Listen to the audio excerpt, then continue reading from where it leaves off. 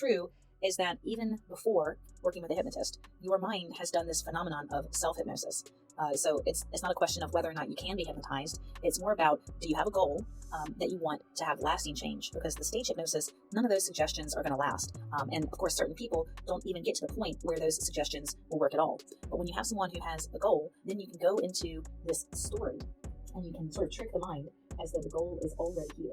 So when I'm working with people, it's interactive, like we're having a hypnotic conversation, and then I'm finding out how their brain tells itself stories and what sorts of images it's using for that story. And then instead of talk therapy and us just talking about the problem, we're just getting more description of this goal and the solution. And then as that description is clearer for the mind, it's really that you've self-hypnotized.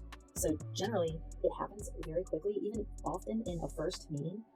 There are definitely on the website where I say, let's plan to reinforce at least a second or maybe a third time. So we just do, session by session to see as soon as it is that we can get the goal.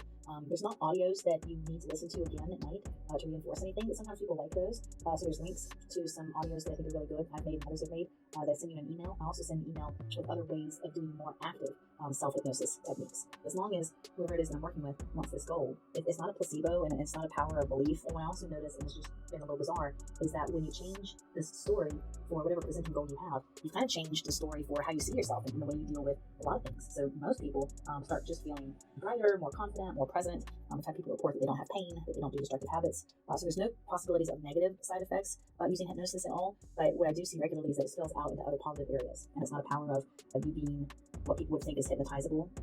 It's more like you're already hypnotized in a sense. I'm de-hypnotizing people. Hypnosis works is really that I don't need the backstory. What we're doing is changing the brain. Hypnosis isn't a script, and it's not a tangible thing that I can do. It's not a standardized process. And again, I'm saying it's not a state, so it's not about did you particularly feel a certain way. It's more we're getting the brain to change. And I want that to happen as soon as possible, but just be prepared that if that takes 2 or 3 meetings, then that may be what it takes.